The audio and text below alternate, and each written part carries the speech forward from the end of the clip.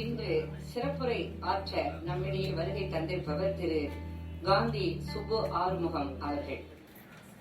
கம்பன் புகழ் வாழ்க, கன்னி தமிழ் வாழ்க. ஐந்து கரத்தனை ஆனை முகத்தனை, இந்தின் இளம்பிரை போலும் எயிற்றனை, நந்தி மகந்தனை, ஞான கொழுந்தினை புந்தியுள் வைத்தடி போற்றுகின்றேன். உலகம் யாவையும் தாமுள வாக்கலும், நிலை பெறுத்தலும் நீக்கலும் நீங்களா அழகிலா விளையாட்டுடையார் அவர் தலைவர் அன்னவர்க்கே சரண் நாங்கள். அவ்வைக்கும் மூத்தவளே ஆனாலும் இளையவளே. தமிழ்தாய் வணக்கம். எங்க அப்பா எழுதுறது. அவ்வைக்கும் மூத்தவளே ஆனாலும் இளையவளே, கன்னி தமிழ் மகளே, உன்னை கையெடுத்து வணங்குகிறேன். எல்லாம் வல்ல நவசக்தி தாயின் திருவருளாலே இந்த ஆன்மீகமான அரங்கிலே இன்றும் கம்பன் என்னும் தலைப்பிலே, இன்றும் கம்பன் என்றும் இருக்கலாம், என்றும் கம்பன் என்றும் இருக்கலாம், இன்றும் கம்பன் என்னும் தலைப்பிலே தொண்டின் மகிமை குறித்து அடியேன் பேசவிருக்கிற இந்த சொற்பொழிவு எல்லா வகையாலும் சீரும் சிறப்புமாக வெற்றிகரமாக நடந்தேறும் என்ற பிரார்த்தனையோடும் நம்பிக்கையோடும் தொடங்குகின்றேன். கம்பன் கழகம் அருளாளர் அவர்கள் அவசர வேலை காரணமாக தொடங்கி வைத்து சென்றிருக்கிறார்கள். அவர்கள் தொடங்கி வைத்த முகூர்த்தமே வெற்றிக்கு அடையாளம். கம்பன் கழகம் 3 பெரிய அமைப்புகள் இந்த விழாவை நடத்தி கொண்டிருக்கின்றன. தொண்டின் மகிமை எப்பொழுது தொடங்கியது? சுப்பிரமணியம் ஐயா அவர்களுக்கு பாராட்டு விழா தொடங்கிய போதே தொண்டின் மகிமை தொடங்கிவிட்டது. அது பல்லவி. இப்ப நான் பேச போறது சரணங்கள். பாடலுக்கு சரணங்கள் வரும் இல்லையா? அப்படி சரணங்கள் வந்து பல்லவிய தொடு. அப்படி பல்லவியாக நிகழ்ச்சி தொடங்கிவிட்டது. இப்பொழுது சரணமாக அந்த தொண்டே சரணம், தொண்டர்கள் சரணம் என்ற நினைப்பிலே இப்பொழுது நான் பேசவிருக்கிறேன். கம்பன் கழகம் என்று சொல்லும் பொழுது அருளாளர் அவர்கள் தலைமையில் இயங்கி வரக்கூடிய கம்பன் கழகம் இயல் என்பதன் வடிவமாக நாம் பார்க்கலாம். இயல் இலக்கியம் என்பதன் வடிவமாக பார்க்கலாம். டாக்டர் ஆசா ஞானசம்பந்தம் சொல்லுவார், பௌராணிகர்களுக்கு மத்தியில் மட்டுமே இருந்த கம்ப ராமாயணத்தை அனைவரும் அறிந்து கொள்ளக்கூடிய வகையிலே உலகெங்கும் பரப்பிய பெருமை கம்பன் கழகங்களையே சாரும் என்று டாக்டர் ஆசா ஞானசம்பந்தம் அழகாக சொல்லுவார். அது 100க்கு 100 உண்மையும் கூட. ஆக இயல் என்பதன் வடிவமாக கம்பன் கழகமும், அடுத்து ஸ்ரீ கிருஷ்ணா ஸ்வீட்ஸை திறம்பட நடத்தி கொண்டிருக்கும் முதலாளி அவர்தான் அன்பு நண்பர் முரளி. பாருங்க, முதல் எழுத்தும் இறுதி எழுத்தும் கரெக்டா அமைஞ்சிருக்கு. முதலாளிக்கு இலக்கணமாக வாழ்ந்து கொண்டிருக்கும் அன்பு சகோதரர் அன்பு ஐயா முரளி அவர்கள் தலைமையிலே இயங்கிக் கொண்டிருக்கும் கிருஷ்ணா ஸ்வீட்ஸ். அதை பார்க்கும்போது எனக்கு என்ன ஞாபகம் வருதுன்னா, இசை என்பதன் வடிவமாக. ஏன்னு கேட்டா, கிருஷ்ணா என்று சொன்னாலே இசைதானே. புல்லாங்குழல் கொண்டு வருவார், அவது பொங்கி ததும்பர் கீதம் படிப்பான், எல்லாருக்கும் தெரியும். மாம்பழ வாயிலே குழல் இசை வன்மை புகழ்ந்திடுவோம் என்றெல்லாம் பாரதி சொல்லுவார். ஆக கிருஷ்ணா என்று சொல்லும் பொழுது சத்தியமாக அங்கு புல்லாங்குழலும் இசையும் நம் கண் முன்னே தெரிகிறது. ஆக கிருஷ்ணா ஸ்வீட்ஸை பார்க்கும்போது எனக்கு இசை வடிவமாகிறது. அடுத்து பாரதிய வித்யாபவன், ராமசுவாமி ஐயா அவர்கள் தலைமையிலே மிகச்சிறப்பாக இயங்கி வரக்கூடிய ஒரு உலக நாடக மேடை பாரதிய வித்யாபவன் நாடக அரங்கம். ஆக நாடகத்தின் வடிவமாக நமது பாரதிய வித்யாபவன் என்கிற அனைப்பும் இதிலே இணைந்திருக்கிறது. ஆக இயல் என்பதன் வடிவமாக நமது கம்பன் கழகம், அதுவும் சென்னை கம்பன் கழகம் எல்லா கம்பன் கழகங்களுக்கும் அன்னை கம்பன் கழகம் போல அந்த கம்பன் கழகம் இயல் வடிவமாகவும், அடுத்து கிருஷ்ணா ஸ்வீட்ஸ் இசை வடிவமாகவும், பாரதிய வித்யாபவன் நாடகத்தின் வடிவமாகவும், ஆக இயல் இசை நாடகம் என்று சொல்லக்கூடிய முத்தமிழும் சேர்ந்த ஒரு விழாவாக இந்த விழா அமைந்திருக்கிறது என்று கூட தாராளமாக சொல்லலாம். அதுவும் பேச போகிற டாபிக் என்ன தெரியுமா? கம்பனின் ராமகாதையில் தொண்டின் மகிமை. 3மே கடல். கம்பன் ஒரு கடல், ராமகாதை ராமாயணம் உலகெங்கும் பேசப்படுகிற ஒரு சப்ஜெக்ட். நீ இந்தோனேஷியா போனாலும் அங்கேயும் ராமாயணத்தை பேசிக்கிட்டு இருப்பாங்க. ராமகாதை உலகெங்கும் பேசப்படுகிற ஒரு கடல், அதிலே அமைந்திருக்கிற தொண்டு, அது எல்லாவற்றையும் விட பெரிய கடல். ஆக முக்கடலின் சங்கமத்திலே இருந்து, திரிவேணி சங்கமத்திலே இருந்து நமக்கு சிந்திக்க போகிறோம் தொண்டின் மகிமை குறித்து. ஒரு கடலில் வரக்கூடிய நீர் அலைகள், அந்த அலையினுடைய நீர் துளியிலே கடலின் அம்சம் உண்டா என்றால் உண்டு. ஆனால் அந்த துளிதான் கடலா என்றால் இல்லை. கடல் என்பது மற்றொரு பிரம்மாண்டம். அதை போல ஒரு துளியாவது சொல்ல கிடைத்த பெருமையை பாக்கியமாக நினைத்து நான் தொண்டின் மகிமை குறித்து பேசவிருக்கிறேன். தொண்டு என்பது நிச்சயமாக உலகத்திலே மிகப்பெரிய விஷயம் என்று நான் சொல்லவில்லை, ஔவையார் சொல்றார். பாலமுருகன் கேட்பார், பாட்டி அவை பதில் சொல்வார். எல்லாரும் திரைப்படங்களை பார்த்திருப்போம். இனியது எது, கொடியது எது, அரியது எது என்று ஒரு பட்டியல், அது பாட்டியலாக வரும். எப்படி பெரியது கேட்கின் எரிதவள் வேலோய், உலகத்திலே பெரிது எது என்று முருகன் கேட்க அவ்வை பாட்டி பதில் சொல்கிறார். பெரியது கேட்கின் எரிதவள் வேலோய், பெரிது பெரிது புவனம் பெரிது. அடுத்து புவனமோ நான்முகன் படைப்பு, நான்முகன் கரியமால் உந்தியில் வந்தோன், கரியமாலோ அலைகளில் துயின்றோன், அலைகளில் குறுமுனி அங்கையில் அடக்கம், குறுமுனியோ கலசத்தில் பிறந்தோன், கலசமோ புவியில் சிறுமண், புவியோ அரவினுக்கு ஒருதலை பாரம், அறவோ உமையவள் சிறுவிரல் மோதிரம், உமையோ இறையவர் பாகத்து ஒடுக்கம், இறைவரோ தொண்டர் உள்ளத்து ஒடுக்கம், தொண்டர்தம் பெருமை சொல்லவும் பெரிதே. உலகமே பெரிது என்று தொடங்கிய அவ்வை ஒரு பட்டியலை சொல்லிக் கொண்டே வந்து இறுதியில் எப்படி முடிக்கிறாள்? உலகத்தை விட மிகப்பெரியது என்று பெரிய ஒரு பட்டியல் அது. கடைசியில் முடிக்கும் பொழுது தொண்டர்தம் பெருமை, அதுக்கு மேல ஒரு பெரிய விஷயம் அவ்வைக்கே தெரியலன்னா தொண்டர்தம் பெருமை சொல்லவும் பெரிது. முதல்ல நன்றி சொல்லக்கூடிய ஒரு கட்டம். எனக்கு தாய்ப்பால் ஊட்டி வளர்த்த என்னுடைய தாய் மகாலட்சுமி சுப்புவாரமும் அவர்களுக்கும், தமிழ்ப்பால் ஊட்டி வளர்த்த என்னுடைய தந்தை கலைமாமணி கவிஞர் சுப்புவாரமும் அவர்களுக்கும் வருகை தந்திருக்கிறார்கள். அவர்கள் கொடுத்த தமிழாலேயே அவர்களுக்கு வணக்கத்தையும் நன்றியையும் தெரிவித்துக் கொள்கிறேன். அவன் அருளாலே அவன் தாழ் வணங்கி என்பது போல நான் மட்டுமல்ல, என்னுடைய தங்கை பாரதி திருமகனாக இருந்தாலும் சரி, என்னுடைய தமக்கையார் டாக்டர் சுப்லட்சுமி அவர்களாக இருந்தாலும் சரி, என்னுடைய மைத்துவர் டாக்டர் திருமகனாக இருந்தாலும் சரி, என்னுடைய அன்பு மருமகன் கலைமகனாக இருந்தாலும் சரி, அழகாக சொன்னார்கள் பேராசிரியை சாரதா நம்பியாரும் அவர்கள். அதை போல எங்கள் கலை குடும்பத்திலே நாங்கள் வந்து பேசக்கூடிய இந்த தமிழும் கலையும் என்னுடைய தந்தையார் கலைமாமணி கவிஞர் சுப்பு ஆரம்பம் அவர்களது குருகுலத்திலே நாங்கள் பயின்றது. அவர்கள் கற்றுக் கொடுத்த தமிழ், அவர்கள் கற்றுக் கொடுத்த கலையைத்தான் நாங்கள் சொல்லிக் கொண்டிருக்கோம் என்பதை பெருமையாக சொல்லிக் கொண்டு, ஆக இதில் காணக்கூடிய சிறப்புகள் எல்லாவற்றுக்கும் அவர்கள்தான் காரணம், அவர்களே இந்த பெருமைக்கு காரணம் என்று சொல்லி ஏதாவது ஒன்று ரெண்டு குறை இருக்கலாம், மனுஷன் இருக்கிற இடத்துல குறை இல்லாமல் இருக்காது. அந்த குறைகளுக்கு மட்டுமே அடியேன் பொறுப்பு என்பதையும் சொல்லிக் கொள்கிறேன். அடுத்து கம்பன் கழக தலைவர் அருளாளர் அவர்களுக்கு நன்றி சொல்ல வேண்டும். தொடங்கி வைத்தவர். அருளும் பொருளும் ஒரு சேர பார்க்க முடியாது அருளாளர் அவர்களை தவிர. அருளாளர் அவர்கள் உருவிலே அருளையும் பொருளையும் ஒரு சேர தரிசிக்கலாம் என்று சொல்லி, அடுத்து எனக்கு ஒரு இயக்கம் உண்டு. பேரறிஞர் அண்ணா அவர்களை சந்திக்க முடியவில்லையே, நான் பார்க்கல. கலைவாணர் NS கிருஷ்ணன் அவர்களையும் சந்திக்க முடியவில்லை என்கிற வருத்தம் என்னுள் உண்டு. ஆனா இந்த இரண்டு வருத்தம் எனக்கு எப்ப நீங்குதுன்னு கேட்டா, அருளாளர் அவர்களை பார்க்கும் பொழுது அண்ணாவின் தமிழ் முகத்தையும் கலைவாணரின் கலைமுகத்தையும் நான் ஒரு சேர தரிசிக்கிறேன். இன்னைக்கு கலைவாணரை ஏன் சொல்றோம் அப்படின்னா, சொல்லணுமேங்கிறதுக்காக இல்ல. ஆகஸ்ட் 30 இன்று கலைவாணருடைய நினைவு தினம். கலைவாணருடைய நினைவு தினம். உலகத்தை எல்லாம் சிரிக்க வைத்த கலைவாணர் ஒரே ஒரு நாள் அழ வைத்தார். அந்த நாள் இந்த நாள் கலைவாணருடைய நினைவு தினம். கலைவாணர் இப்பேற்பட்டவர். இந்த தொண்டின் மகிமை என்ற அரங்கிலே கலைவாணருக்கு என்ன வேலை அப்படின்னு யாரும் கேட்க முடியாது. ஏன்னா மிகச்சிறந்த தொண்டர். தொண்டு என்பதற்கு என்ன அடையாளம், தொண்டுங்கிறதுக்கு என்னையா விளக்கம் அப்படின்னா, பிரதிபலன் எதிர்பாராமல் ஒருவர் செய்யக்கூடிய நல்ல செயல் எதுவாக இருந்தாலும் அது தொண்டுதான். பிரதிபலன் எதிர்பாராமல் ஒருவர் செய்யக்கூடிய நல்ல செயல், நல்ல சேவை எதுவாக இருந்தாலும் அது தொண்டு அப்படிங்கிற விளக்கம் சரியாக இருந்தால் கலைவாணர் நிச்சயமாக ஒரு உத்தமமான தொண்டர். ஏன்னா பிரதிபலன் எதிர்பார்த்து அவர் செய்ததாக எந்த ஒரு காரியத்தையும் சொல்ல முடியாது. அப்படி ஒரு வள்ளலாக வாரி வழங்கியவர்.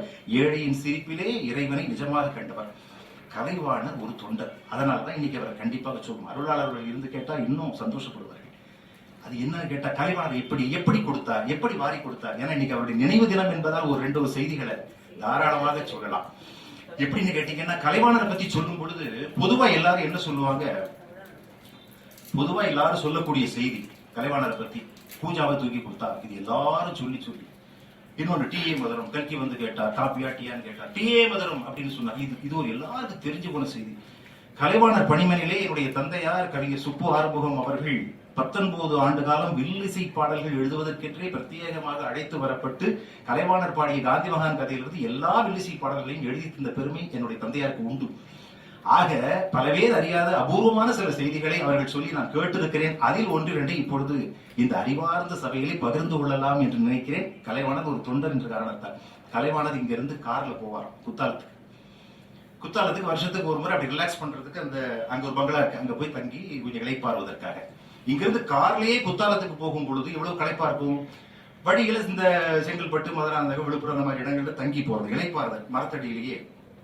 அப்படி இருக்கும்பொழுது அங்க ஏழபாளைகள் எல்லாம் வருவாங்க. இவர் நடிகருங்கிறதால கூட்டம் வந்தவுடன் என்ன செய்வார், மற்றவர்களை போல இல்லாமல் தன்னிடம் இருக்கக்கூடிய பணங்காசுகளை ஏழை எளியவருக்கு அங்கேயே கொடுக்க ஆரம்பிப்பார். அது மட்டும் இல்ல, டிக்கில அந்த உணவு இருக்கும், கார் டிக்கில, அதை எடுத்து எல்லாருக்கும் விநியோகம். அங்கேயே உணவு, இவர் சாப்பிடுறதுக்காக வந்திருக்க உணவு, அதை எடுத்து விநியோகம் பண்ணுவார். அது மட்டும் இல்ல, சூட்கேஸ்ல நிறைய பட்டு சட்டை வேட்டியெல்லாம் வச்சிருப்பார். அதை எடுத்து அங்க வரக்கூடிய ஏழை விவசாய பெருமக்களுக்கு எல்லாம் கொடுத்து கொண்டிருப்பார். இப்படியே கொடுக்கும்போது ஒரு முறை என்ன ஆயிருக்கு, கொடுத்துட்டே இருக்கார். பட்டு சட்டை, பட்டு வேட்டி எல்லாம் ஏழை விவசாய தோழர்களுக்கு கொடுப்பா அப்படிங்கிறார். பொட்டியில பார்த்தா இல்ல, காலி ஆயிட்டு. இப்படி கொடுத்துட்டே இருந்தா எப்படி இருக்கும்?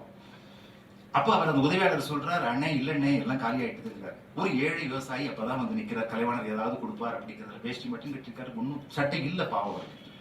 அவர் இப்படி வந்து நிக்கிறார், ஏதாவது கொடுப்பார் கலைவாணர் அப்படிங்கிற ஒரு அன்புல, ஒரு நம்பிக்கையில் கலைவாணர் அந்த ஏழை விவசாயியை பார்த்து விட்டு என்ன செய்கிறார், எப்ப கொடுப்பா, ஒண்ணு இல்லையா என்று சொல்லிவிட்டு கலைவாணர் செய்த செயல் பாருங்க. உடனே என்ன செய்தார் தெரியுமா? உனக்கு நான் போட்டுக்கிற பட்டுச்சட்டை தரேன் என்று தான் அணிந்திருந்த பட்டுச்சட்டையை கழட்டி அந்த ஏழை விவசாயிக்கு வள்ளலாக கொடுத்தவர். முல்லைக்கு தேர் கொடுத்தான் பாரி என்பது சரித்திரத்திலே இடம்பெறும் பொழுது ஏன் இந்த செய்தியை நாம் சொல்லக்கூடாது? இது பல பேருக்கு தெரியாது. அங்கு நெருங்கி பழகியவர்கள் மட்டுமே அறிவார்கள். அது மட்டும் இல்ல, இன்னொரு செய்தி, இப்படி குற்றாலத்துக்கு போகும் பொழுது அங்க வந்து தங்கி இருக்கிற காலத்துல ஒரு பாட்டி, அவங்க பாட்டி ரொம்ப அன்பான ஒரு கிழவி, அவங்க அம்மா மாதிரி இருக்கும் போல. அடிக்கடி வந்து பார்க்கும், கலைவாணர்கிட்ட அன்பா பேசிக்கிட்டு இருக்கும். இவர் என்ன செய்வார், நல்ல வசதியா இருந்த காலங்களில் 500,000 கொடுத்திருக்காரு, ஏழை பாட்டி பாவம். அப்புறம் கொஞ்சம் பண கஷ்டம் வந்த போது 50-100 கொடுத்திருக்காரு. அதுக்கு பிறகு ரொம்ப வறுமை வந்த போது என்ன செஞ்சிருக்காரு, ஒன்னும் கொடுக்க முடியலையேன்னு ஒரு முறை தேடி இருக்கிறார். சட்டப்பையெல்லாம் தேடி பார்த்திருக்காரு, ஒன்னும் கொடுக்க முடியல. ஒரே ஒரு 5 ரூபா மட்டும் இருந்திருக்கு. அந்த 5 ரூபாய் எடுத்து அந்த ஏழை பாட்டி கையில கொடுத்துட்டு அழுதுருக்காரு. பாட்டி கேட்டுதான், ஏன் மோராசா அழுதீங்க, இருக்கிறத கொடுத்தீங்க, இதுக்கே அழுதீங்க, உடம்பு சரியில்லையா உங்களுக்கு, சுக்கு காப்பி ஏதாவது போட்டு தரட்டா, உடம்பு காய்ச்சலாம் என்ன செய்யுதுங்களா, உடம்புக்கெல்லாம் ஒண்ணு இல்லமா, நீ போயிட்டு வா அப்படின்னாரா. இல்ல நீங்க என்ன சொல்லணும், நீங்க அழமாட்டீங்களே, ஏன் அழுதீங்க சொல்லுங்க அப்படின்னு அந்த பாட்டி கேட்டது கலைவாணர் சொல்லி இருக்கிறார். நல்ல கவனிங்க, வேற ஒண்ணும் இல்ல, நான் வசதியாக இருந்த காலத்திலே 500,000 கொடுத்தேன், அப்புறம் கொஞ்சம் பண கஷ்டம் வந்த போது 50-100 கொடுத்தேன், இப்ப ஒண்ணுமே இல்ல, இருக்கிற 5 ரூபாயை கொடுத்துட்டேன். இந்த 5 ரூபாயும் இந்த கலைவாணனால் கொடுக்க முடியவில்லை என்கிற நிலை வருவதற்கு முன்னால் இயற்கை என்னை எடுத்துக்கொள்ள வேண்டும் சொன்னவர் கலைவாணன். சாதலின் இன்னாததில்லை இனிததும் ஈதல் ஈயா கடைன்னு ஒரு குறள் இருக்கு. இந்த குறளை கலைவாணர் படிக்கவே இல்லை, ஆனா அதுபடி நடந்திருக்கார். இதுக்கு பொருள் என்ன? இல்லை என்று சொல்வதை விட ஒரு வள்ளல் இறப்பதையே பெரிதாக நினைப்பார். உண்மையான வள்ளலுக்கு இலக்கணத்தை பாருங்க, வள்ளுவர் சொல்ற இலக்கணம். இல்லை என்று சொல்வதை விட இறப்பதையே மேலாக நினைப்பான் ஒரு உண்மையான வள்ளல் அப்படிங்கிற குறளையோ பொருளையோ அறியாத கலைவாணர் அதன்படி நடந்தார் என்றால் சத்தியமாக சொல்லலாம், பிரதிபலன் எதிர்பாராமல் ஏழைகளுக்கு உதவி செய்த அந்த பெருமகன் ஒரு தொண்டர் தான். ஆக தொண்டின் மகிமையை பேசக்கூடிய இடத்திலே அவரை நினைப்பது நிச்சயமாக பொருத்தம் என்று சொல்லி அடுத்த நன்றி, இலக்கிய வீதி இனியவன் ஐயா. இலக்கிய வீதி இனியவன், அந்த பெயரிலே ஒரு மாற்றம் அல்ல ஏற்றம். என்ன தெரியுமா, இன்று முதல் அவர் இலக்கிய நீதி இனியவன். இலக்கிய நீதி இனியவன் என்று நான் பெயர் வைக்கிறேன் அவர். ஏன்னு கேட்டா, ஒரு இலக்கியம் எப்படி இருக்க வேண்டும், ஒரு இலக்கிய கர்த்தா எப்படி இருக்க வேண்டும், ஒரு இலக்கிய மேடை எப்படி இருக்க வேண்டும் என்பதற்கு இலக்கணம் வகுத்துக் கொண்டிருக்கக்கூடிய ஒரு இலக்கிய நீதி இனியவன் அவர்கள். அவரால் வளர்ந்த இலக்கிய கர்த்தாக்கள் ஏராளம்.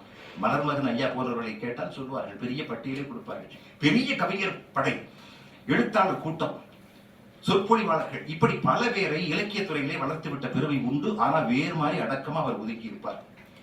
இலக்கியத்துக்கு இனி எவன் இருக்கிறான், இனி எவன் என்று யாரும் கவலைப்பட வேண்டாம், இதோ இருக்கிறார் இனி எவன், அவர் பார்த்துக் கொள்வார்.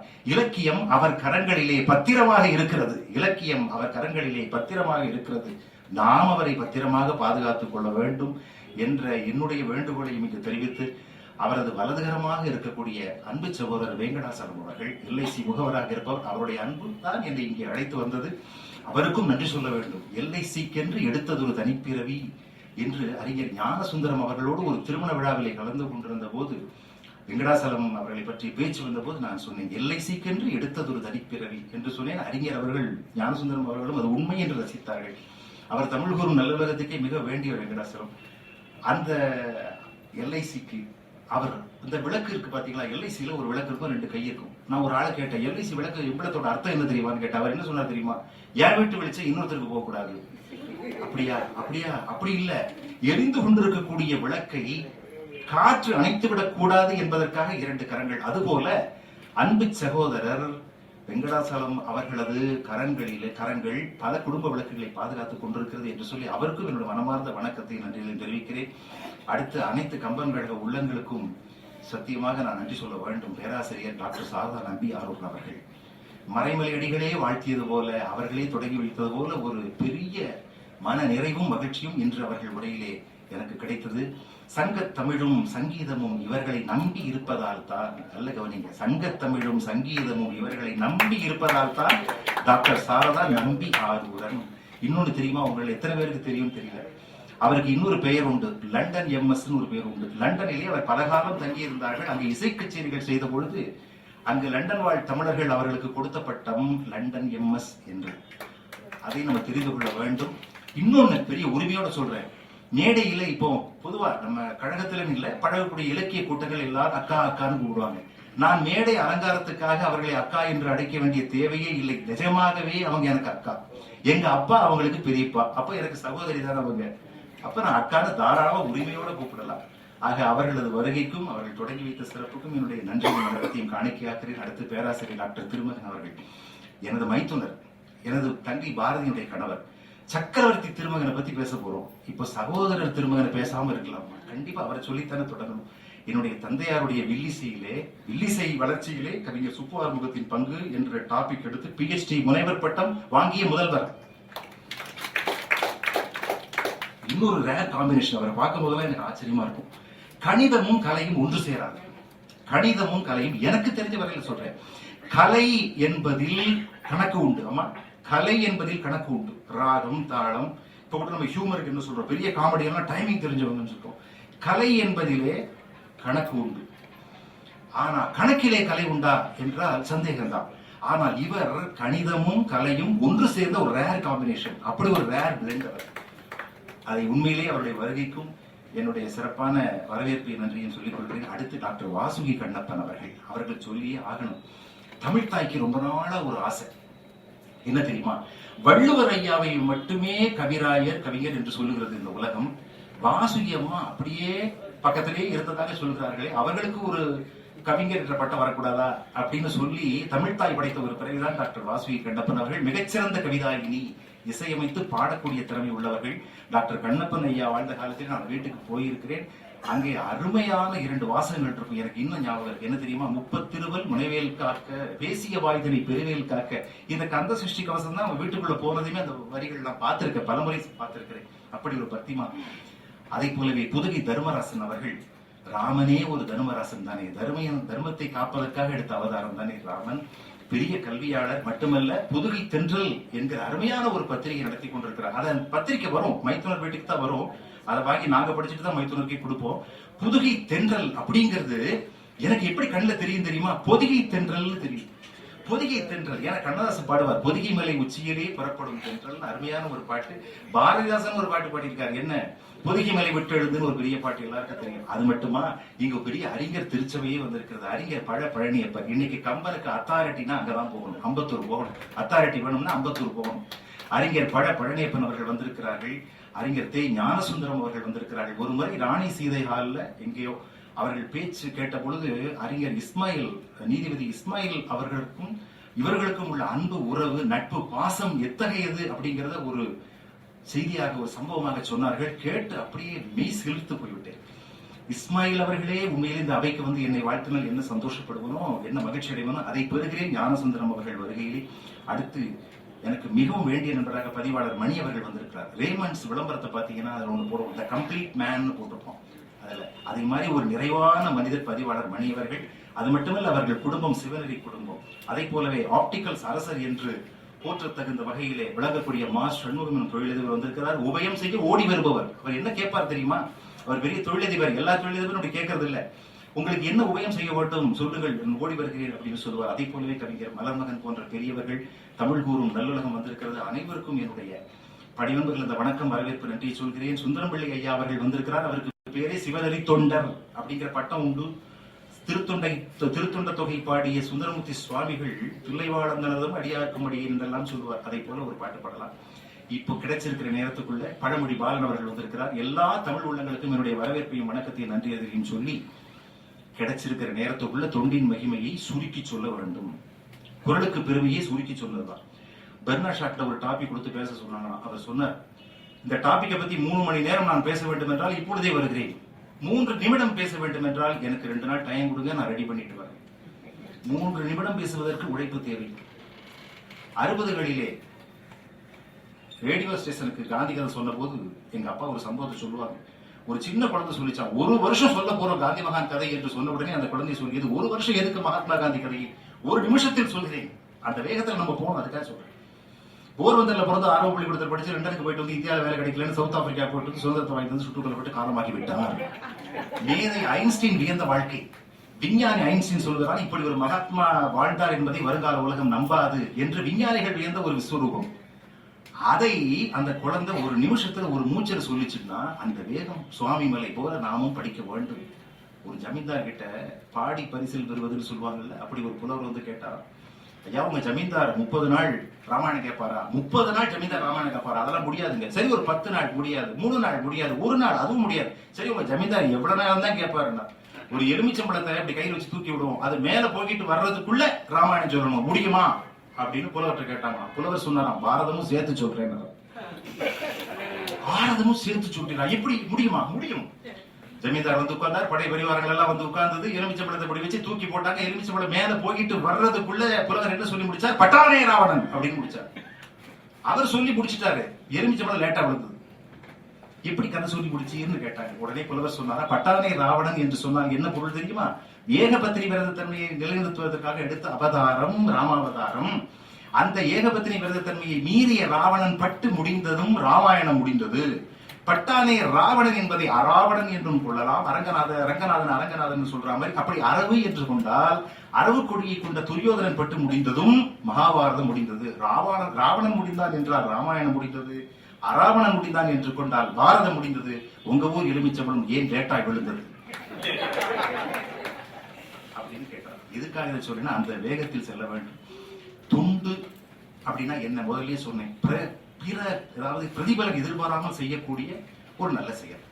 சில பேர் இந்த காலத்துல துண்டுக்கு ஒரு சாதாரண கொச்சையான மொழிபெயர்ப்பு, எடுபடி வேலை அல்ல துண்டு என்பது. அடிமுடி காண முடியாத விஸ்வரூபம் அது. தொண்டு என்பது யாரும் சொல்லி முடிக்க முடியாத ஒரு பெரிய விஷயம். பிரதிபலன் எதிர்பாராமல் செய்வது. இன்னொன்னு, தொழிலுக்கும் தொண்டுக்கு என்ன வித்தியாசம் தெரியுமா? ரெண்டுமே செய்கை தான், ரெண்டுமே ஆக்ஷன் தான். ஆனா ரெண்டுக்கு நிறைய வித்தியாசம் இருக்கு. தொழில் என்று வரும்பொழுது பயன் கருதி செய்வது தொழில், பயன் கருதாமல் செய்வது தொண்டு. கடமை உணர்வோடு செய்வது தொழில், டியூட்டி கான்சியஸ் மட்டும் போகும். ஆனால் தொண்டுக்கு தியாக உணர்வு வேண்டும். ஒரு விதை தன்னை அழித்துக் கொள்வது போல, ஒரு கற்பூரம் தன்னை அழித்துக் கொள்வது போல, ஒரு தீக்குச்சி தன்னை எரித்துக் கொண்டு தன்னை இழந்து விட்டு குத்து விளக்கு ஏற்றுகிறதே அதை போல. அதனாலதான் தேச தியாகிகளை நாம என்ன சொல்றோம் தெரியுமா? தேச தொண்டர்கள் என்று சொல்கிறோம், தேச தொழிலாளிகள் என்று சொல்வதில்லை. தொழில் செய்ய அறிவு மட்டும் போதும், அதை பற்றிய நாலேஜ் இருந்தா போதும், எந்த தொழிலும் செய்யலாம். ஆனால் தொண்டு செய்ய அன்பு வேண்டும், பக்தி வேண்டும், துறவு, பொதுநலம் எல்லாம் வேண்டும். தொழில் செய்தால் என்ன கிடைக்கும்? பணம் வரும், எல்லாருக்கும் தெரியும். அதுக்காக தொழில். தொழில் செய்தால் பணம் வரும். தொண்டு செய்யும் பொழுது பணம் உண்டா? உண்டு. என்ன பணம்? அர்ப்பணம், சமர்ப்பணம். அதுதான் அந்த டெடிகேஷன் சொல்லுவோம்ல, அந்த காணிக்கை உணர்வு தான் மிச்சம் தொண்டு. பகவான் ரமணர் வாழ்க்கையில் அருமையான ஒரு மயிலாப்பூர்ல இருக்கிறோம், ரமணரை சொல்லாம இருக்கலாமா? ரமணகேந்திரம் இருக்கு. ரமணர் அருமையான ஒரு செய்தி. அவருக்கு ஒரு தீவிரமான தொண்டர் கால் பிடிச்சிட்டு இருந்தார்.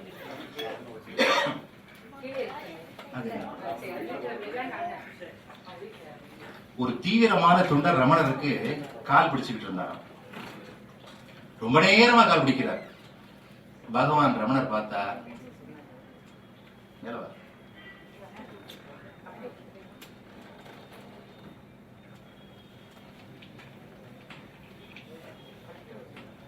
பகவான் ரமணர் தீவிரமான தொண்டர், கால் பிடிச்சிட்டு இருந்தார், பக்திமான். அப்ப ரொம்ப நேரமா கால் பிடிச்சுக்கிட்டு இருக்காரு, கை வலிக்காதா? ஏன்னா அன்பே வடிவமானவர் பகவான் ரமணர். அவர் என்ன சொன்னார்? ஐயா ரொம்ப நேரமா கால் பிடிச்சிட்டு இருக்கீங்களே, கை வலிக்கும், விட்டுருங்க. உடனே அந்த தொண்டர் சொன்னாராம், ஆஹா பகவானே, அந்த வார்த்தை மட்டும் சொல்லவே கூடாது. உங்களுக்கு எவ்வளவுக்கு எவ்வளவு கால் பிடிக்கிறனோ அவ்வளவுக்கு எவ்வளவு எனக்கு புண்ணியம் அப்படின்னாராம். உடனே பகவான் சொன்னார், அப்படியா? அப்ப நீங்க விட்டுருக்கு, என் காலை நானே பிடிச்சிக்கிறேன், அந்த புண்ணியம் எனக்கு வரட்டும். பெரியவர்கள் எப்படி நகைச்சுவையோடு பெரிய விஷயங்களை சொல்லி இருக்கிறார்கள். அபிராமி பட்டர் பாடுவார், கலையாத கல்வியும் குறையாத வயதும் கபடு வாராத நட்பும் கன்றாத வளமையும் குன்றாத இளமையும் கழிவு நீங்களாத உடலும் சலியாத மனமும் அன்பகலாத மனைவியும் தவறாத சந்தானமும் தாழாத கீர்த்தியும் மாறாத வார்த்தையும் தடைகள் வாராத கொடையும் தொலையாத நிதியும் கோணாத கோலும் ஒரு துன்பம் இல்லாத வாழ்வும் துய்யனின் பாதத்தில் அன்பில் உதவியில் பெரிய தொண்டரோடு கூட்டு வேண்டாய் அலையாழி கருதியிலும் ஆயிரது தங்கையே ஆதிகடவுரின் வாழ்வை அமுதீசர் ஒரு பாகம் மகளாத சுகவாணி அருள்வாணி எதிராளி என்றெல்லாம் முடிப்பார். இப்படி தொண்டுங்கிற வார்த்தை ராமகிருஷ்ண மடத்துல பாருங்க. ராமகிருஷ்ண மடத்திலே துறவிகள் விண்ணப்பம் எழுதும் போது கீழே அன்புள்ள உண்மை உள்ள எல்லாம் போட மாட்டாங்க. என்ன போடுவாங்க? மக்கள் தொண்டில், கடவுள் தொண்டில், கடவுள் தொண்டில் என்று போடுவார்கள். மக்களுக்கும் மக்கள் தொண்டே மகேசன் தொண்டு என்று நினைப்பவர்கள். இதையெல்லாம் புரியறதுக்கு பாரதியுடைய ஒரு பாட்டு, அது மட்டும் ஒரு 2 நிமிஷம் சொல்லிட்டு போகணும். இன்னருங்கனி சோலைகள் செய்தல் இனிய நிறுத்தன் சோலைகள் ஏற்ற பாட்டு எல்லாருக்கும் தெரியும். நான் சொல்லி தெரிய வேண்டியது. கடைசியில் முடிக்கிறான் பாரதி. எப்படி அன்னையாவினும் புண்ணியன் கோடி ஆங்கோர் ஏழைக்கு எடுத்தறிவித்தல் என்று சொல்லுவார். ஏழைக்கு அப்படின்னு போட்டாரே, அது என்ன தெரியுமா? அறிவில் மட்டுமல்ல, பொருளில் கூட ஏழையாக இருப்பான் அவன். அறிவிலும் பொருளிலும் ஏழையாக இருக்கக்கூடியவனுக்கு அழைத்து வைத்து நாம் கல்வி கண்ணை திறந்து வைத்தால், அவனுக்கு கல்வி கற்றுக் கொடுத்தால், அவனுக்கு இலவச கல்வியை நாம் வழங்கினோம் என்றால் அது தொண்டு. மாலை நேர வகுப்பிலே நாம் டியூஷன் எடுத்தோம் என்றால் அது தொழில். இதுதான் ஒரே விஷயம்தான், ஒரே விஷயம்தான். 2 இடங்களிலே செய்யக்கூடிய விஷயம் செய்தி ஒண்ணுதானே. இங்கும் கல்வி கண்ணை திறக்கிறோம், அங்கும் கல்வி கண்ணை திறக்கிறோம், கல்வி கற்றுக் கொடுக்கிறோம், கல்வி கற்றுக் கொடுக்கிறோம். இங்கே அது டியூஷன் என்ற வார்த்தையிலே கருதப்படுகிறது, அங்கு தொண்டு என்ற சிந்தையிலே வழங்கப்படுகிறது. அதுதான் இந்த தொழிலுக்கும் தொண்டுக்கும் உள்ள வித்தியாசம்னு சொல்லிட்டு, கம்பனுடைய ராமகாதையிலே தொண்டுங்கிற வார்த்தை எத்தனை இடத்துல வருது, தொண்டனுங்கிற வார்த்தை எத்தனை இடத்துல வருதுங்கிற புள்ளி விவர கணக்குக்குள்ளேயே நான் போக விரும்பல. அதை சொல்வது என்னுடைய வேலையும் அல்ல என்று நான் நினைக்கிறேன். தொண்டின் மகிமை என்பது பற்றி என்னுடைய கண், என்னுடைய கேமரா நான் எங்க பாக்குறேன் அப்படிங்கறதான் சொல்ல போறேன். ஏன்னா புள்ளி விவரத்தை சொல்வதற்கு இப்ப பேச்சாளர்களோ கவிஞர்களோ கலைஞர்களோ தேவையில்லை. கணிப்பொறி செய்து விடும் அந்த வேலையை. தட்டி விட்டா வெளியே வந்துடும் எத்தனை இடங்கள் எத்தனை இப்போ தொண்டு இருக்கு வார்த்தை அப்படிங்கிறது. ஏன்னா அந்த கணிப்பொறி, இந்த ஆராய்ச்சி, புள்ளி விவரம் அப்படிங்கறதெல்லாம் முன்ன ஒரு காலத்துல ஒவ்வொன்று இருந்தது, இப்பவும் இருக்கு. பல திறமையான ஆராய்ச்சியாளர்கள், பல திறமையான ஆய்வு தலைப்புகள் எல்லாம் வெளிவந்து கொண்டிருக்கிறது. யாரும் இல்லைன்னு சொல்லிட முடியாது. மிகச்சிறப்பான ஆய்வுகள் எல்லாம் வந்து கொண்டிருக்கு. 1 2 அப்படி இப்படி. எங்க ஊர்ல ஒருத்தர் அப்படித்தான், ஆபத்து காத்தான்னு பேர்.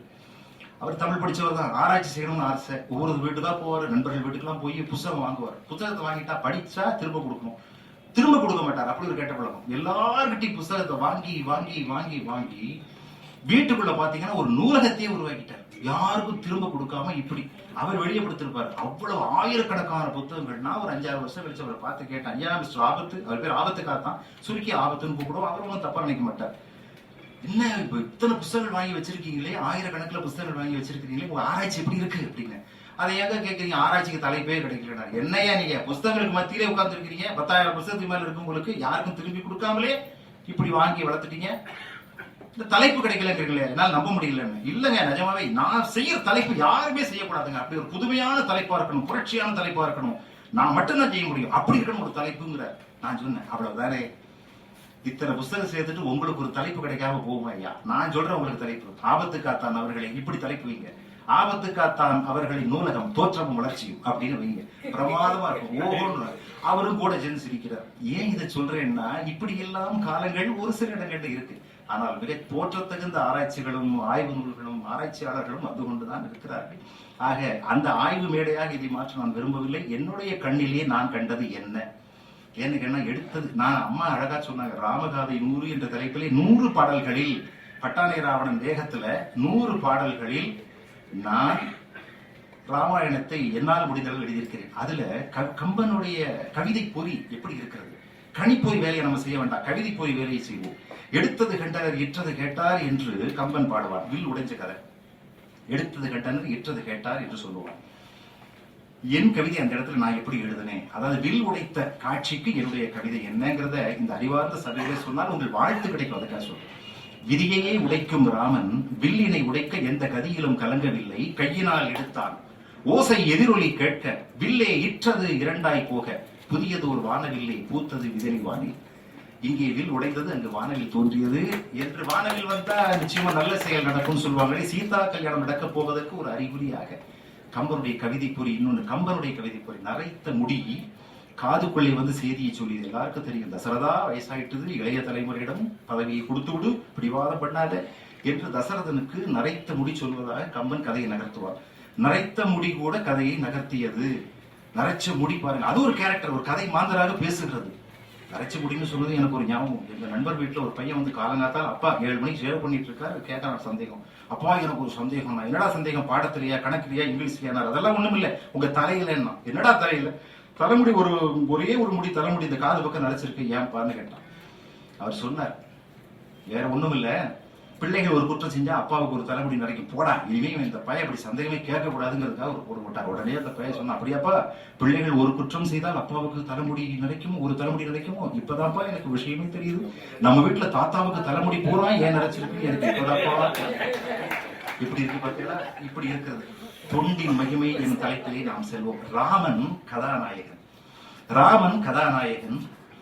அடுத்து இலக்குவன், பரதன், சத்ருக்கனன், உடன் பிறந்த சகோதரர்கள். இதுல ஒரு வேடிக்கை பாருங்க, வேடிக்கை இல்ல, ஒரு சிந்திக்க வேண்டிய ஒரு விஷயம்.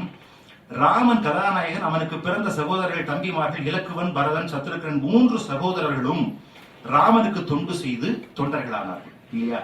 ராமனுக்கு தொண்டு செய்து தொண்டர்கள் என்ற பட்டத்தை பெற்றார்கள். பின்னாடி கதையில வரக்கூடிய குகன், சுக்ரீவன், விபீஷணன் ஆகிய 3 தொண்டர்களும் ராமனுக்கு தொண்டு செய்து சகோதரர்களானார்கள். சகோதரர்கள் தொண்டு செய்து தொண்டர்களானார்கள். அதுவும் பெரிய நிலை. ஏன்னா தொண்டர்தம் பெருமை சொல்லவும் பெரியது. குகன், சுக்ரீவன், வீடணன் ஆகிய 3 தொண்டர்களும், தொண்டுக்கென்றே பிறந்த இந்த 3 பேரும் ராமனுக்கு தொண்டு செய்து சகோதரர் பட்டத்தை பெற்று சென்றார்கள். இதுதான் இரண்டுமே உயர்வு என்று தாராளமாக. அதனாலதான் ராமன் சொல்லுவான், குகனோடும் ஐவரானேன், சுக்ரீவனை சேர்த்துக் கொண்டு அறுவரானே, வீடனனை சேர்த்துக் கொண்டு 7வது பிள்ளையாக. தசரதனுக்கு 7 பிள்ளைகள். இன்னொன்னு தெரியுமா? இலக்குவனுக்கு ராமானுஜன் ஒரு பேர் உண்டு. ஏன்னா சுமித்திர சொல்லி அனுப்புவார், ராமனுடைய உயிர் முடியும் முன்னால் முன்னம் முடி, கம்பருடைய வாக்கு எல்லாருக்கும் தெரியும் என்று தன்னுடைய மகனை அனுப்புகிறாள். இலக்குவனை அனுப்பும் பொழுது அவனுக்கு, ஏன்னா அப்படி கூட வந்தவன் இல்லையா, ராம இலக்குவர்ங்கிறது இரட்டையர், பிரியாத சகோதரர்கள். அவனுக்கு ராமானுஜன் ஒரு பேர் உண்டு. அனுஜன் என்றால் அணுக்க தொண்டன். அனுஜன் என்றால் அணுக்க தொண்டன், பக்கத்திலேயே இருந்து சேவை செய்கிறவன் தான் அனுஜன், அணுக்க தொண்டனாக இருக்கக்கூடியவன். ஆக அந்த அணுக்க தொண்டனாக இருந்த இலக்குவனுக்கு தான் ராமனுக்கு பக்கத்திலே இருந்தால் ராமானுஜன் என்கிற பெயர் கிடைக்கிறது. அடுத்து பரதன்கிறது என்ன தெரியுமா? விரதன் என்பதுதான் பரதன் என்று வந்ததுன்னு சொல்லுவாங்க. அப்படி ஒரு வைராக்கியம் கொண்டவன். 14 ஆண்டுகள் என்னுடைய ராம அண்ணன் வந்துதான் இந்த பதவியை ஏற்றுக்கொள்ள வேண்டும், அதுவரை நந்தி கிராமத்திலே பூஜை செய்து பாதகியால் இந்த நாட்டை ஆண்டு கொண்டிருப்பேன், பாதகி பட்டாபிஷேகம் செய்து ஆண்டு கொண்டிருப்பேன் என்று நினைத்த ஒரு பெருமகன், ராமனுக்கு தொண்டு செய்ய நினைத்த பேர் உள்ளவன். அப்படி ஒரு விரதன் இருந்தவன், ராமனுக்கு தொண்டு செய்வன். சத்ருக்கனனும் அப்படித்தான். இப்படியே குகன், சுக்ரீவன், வீடனன் எல்லோரும் சேர்த்து கொண்டு 7 சகோதரர்களாக காட்சியளிக்கிறார்கள். கம்பன் அழகாக சொல்லுவார். இதுல முக்கியமான தொண்டு அப்படின்னு பார்த்தா குகன் அப்படிங்கிற கேரக்டர்.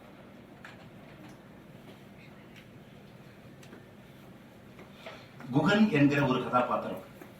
அவன் படகோட்டியாக வருகிறான். கங்கை படலம், குகப்படலம் அப்படிங்கிற படலங்களில குகனுடைய பெருமையை அழகா சொல்லுவாங்க. குகனுக்கு ஒரு முன்கதை உண்டுன்னு சொல்லுவார் வாரியார். ஒரு ரிஷிகுமாரர் இருந்தாங்க. ரிஷி நீராட போயிட்டாரு.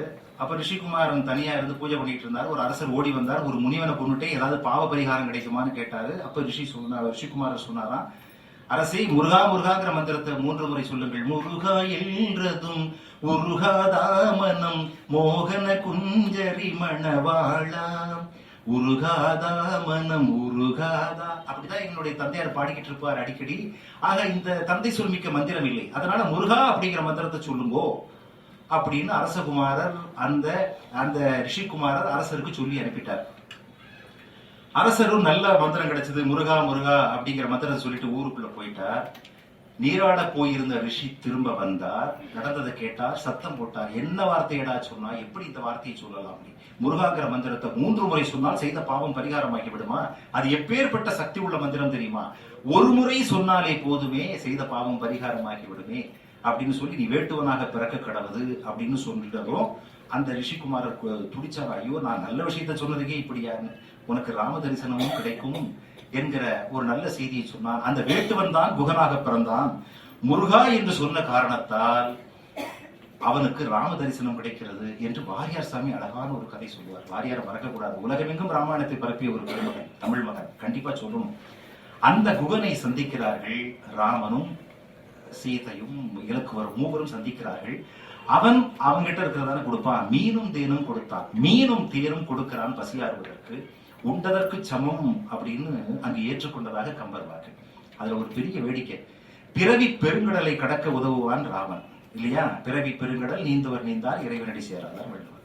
பிறவி பெருங்கடலை நீக்க உதவக்கூடிய, கடக்க உதவும் ராமனுக்கு கங்கை கரையை கடக்க முடியாமல் இருக்கிறான்.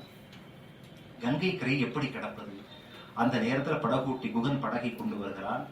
கொண்டு வந்து உதவி செய்து அதிலே அந்த மூவரும் கரையை கடக்கிறார்கள் என்பது காட்சி. இந்த நேரத்தில் ஒரு படகு பாட்டு, அருமையான ஒரு படகு பாட்டு. படகு பாட்டுன்னு சொன்னா போறாது, அது யார் எழுதினார்கள், எப்பொழுது எழுதினார்கள் சொல்லணும் இல்லை.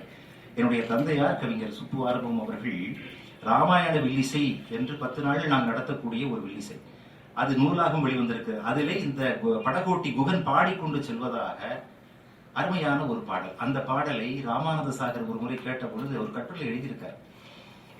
நான் ராமாயணம் எடுக்க வேண்டும் என்கிற ஆர்வம் இருந்தது. இந்த பாடலை கவிஞர்கள் பாடிய பிறகு அந்த ஆர்வம் என்னுள் ஒரு வெறியாக வந்திருக்கிறது. நிச்சயமாக அதை நான் செய்து காட்டுவேன் என்று ஒரு கட்டுரையில எழுதியிருக்கிறார். இதுக்கு என்ன சாட்சி கேட்கலாம்? ஏன்னா அந்த காலத்தில் எல்லாமே சாட்சி வச்சு ஆதாரம் வச்சு தான் சொல்லுவோம். 1988-89 கல்கி தீபாவளி மலர் எடுத்து பாருங்க. அதுல ராமாயண சாகர் என்று ஒரு கட்டுரை வரும், ரிட்டன் பை ராமானந்த சாகர். அதில் எழுதியிருக்கிறார், இந்த கவிஞர் பாடிய படகு பாடல் என்னை ஈர்த்தது அப்படிங்கிற செய்தி. ஏன்னா முன்னெல்லாம் சத்தியம் பண்ணா சாட்சி வரும். முன்ன 2 பேர் சத்தியம் பண்ணா 2 பேர் போதும், இவர் சத்தியம் பண்ணிக்கிட்டாங்க அப்படின்னா உலகம் நம்பும்.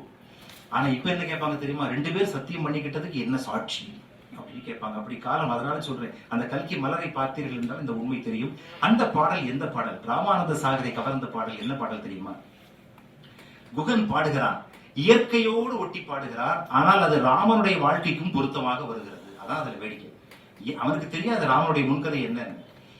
பாடுகிறான், அது ஒட்டி வருகிறது, இயற்கையோடு ஒட்டி வருகிறது, ராமன் வாழ்க்கையோடு. எப்படி? விட்டு கொடுத்தோர் கெட்டதும் இல்லை, செடி வெட்டி கொடுத்தா அது பட்டதும் இல்லை, வட்டிக்கு விட்டா துட்டு நட்டமும் இல்லை, அதோ சிட்டுக்குருவி அதுக்கு ஒரு சட்டமும் இல்லை. விட்டு கொடுத்தோர் கெட்டதும் இல்லை. ராமன் தன்னுடைய 14 ஆண்டு கால ராஜ வாழ்வை விட்டு கொடுத்து விட்டு வந்திருக்கிறான், இழந்து விட்டு வரவில்லை. அதனால் ஒன்னும் கெட்டு போக போவதில்லை. வெட்டி கொடுத்தால் செடி பட்டதும் இல்லை. வெட்டி கொடுத்தால் செடி பட்டு போகுமா? எப்படி தோட்டக்காரர் பெரிய இந்த கத்திரி வச்சு வெட்டுவார், பார்க்ல பாத்தீங்கன்னா தெரியும். வெட்டி கொடுத்தால் செடி பட்டு போகாது, இன்னும் அழகாக வளரும். வட்டிக்கு விட்டா துட்டு நட்டமும் இல்லை, அதோ சிட்டுக்குருவி அதுக்கு ஒரு சட்டமும் இல்லை. ஏலேலோ ராமையா ஏலேலோ ஐலசாம், ஆறல்லவோ மனித வாழ்க்கையடாம், அதில் ஓடமல்லோ நீயும் நானுமடா, விதியல்லவோ வரும் வெள்ளமடா, கரையல்லவோ கடவுள் பாதமடா. ஆறல்லவோ மனித வாழ்க்கையடா குகன் பாடுகிறார். அதில் ஓடமல்லோ நீயும் நானுமடா, விதியல்லவோ வரும் வெள்ளமடா. வெள்ளம் வரும் இல்ல, விதியல்லவோ வரும் வெள்ளமடா, அதில் நீந்தி கரை சேர்ந்து விட்டால் அதுதான் இறைவன் திருவடி. கரையல்லவோ கடவுள் பாதமடா என்று பாடி இக்கரையிலிருந்து அக்கறை இந்த மூவரும் செல்ல குகன் தான் தொண்டு செய்கிறார், உதவி செய்கிறார். சரி, ராமனுக்கு மட்டுமா? மட்டுமில்ல, பரதன் கரையை கடக்கவும். பரதன் முதல்ல வந்து நிற்பான் அக்கறையில, புரியாமல் சினம் கொண்டு விடுவான். குகன் கோபப்படுவான், எதுக்காக வந்திருக்கிறான் என்ற செய்தி புரியாமல். ஒருவேளை படைக்கு வந்திருப்பானோ, போர் படையை திரட்டி கொண்டு வந்திருக்கிறான், சண்டை போட வந்திருப்பானோ.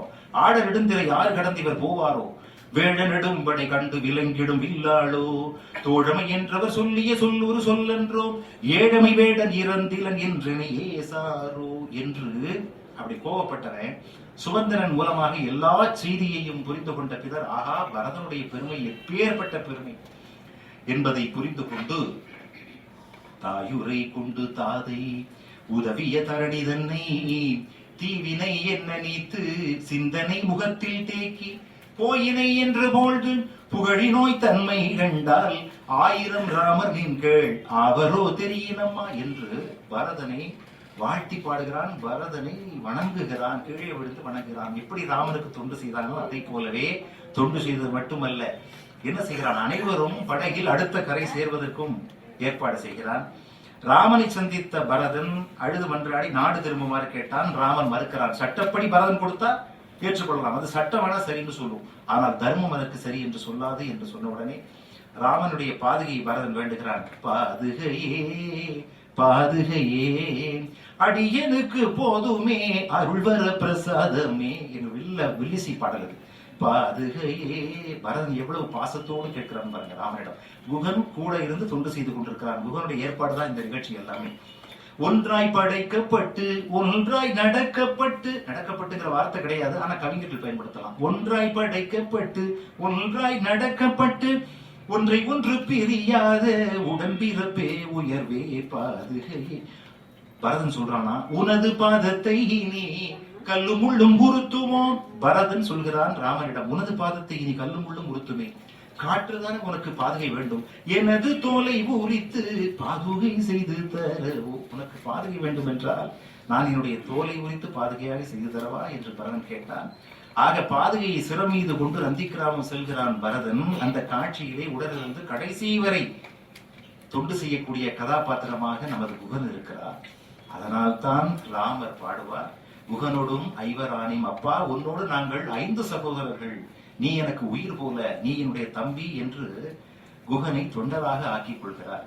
அந்த தொண்டின் மகிமையை பார்த்தீங்களா? உண்மையான தொண்டு செய்யும் பொழுது தெய்வத்துக்கே நாம் சகோதரராக மாற முடிகிறது. அடுத்து ஜடாயு. ஜடாயு செய்த படலம், ஜடாயு கான் படலம்னு ஒன்று கம்பர் சொல்லுவார். அந்த மூவரும் சூரிய குலத்தில் வந்தாலும் அவர்கள் சூரியனுடைய வெளிச்சத்தில் செல்கிறார்கள், வெயிலில் செல்கிறார்கள். அவர்கள் மீது வெயில் படக்கூடாது என்ற காரணத்துக்காக நிழலை பரப்பிக் கொண்டு ஜடாயு சென்றது. இதுல என்ன தெரியுது? தொண்டு செய்யறது விலங்கு கூட தொண்டு செய்யலாம், விலங்கு கூட தொண்டு செய்யலாம். இது ஒரு உண்மை. இன்னொரு உண்மை, தொண்டு செய்யாதவன் விலங்கை விட மோசமானவன் அப்படிங்கிறது ஒரு உண்மை. பர்ணசாலையோடு தூக்கி செல்கிறார் ராவணன், பர்ணசாலையோடு தூக்கி செல்கிறார். ஜடாயு சீதையை காக்க போர் புரிகிறது. இதுதான் தியாகம்.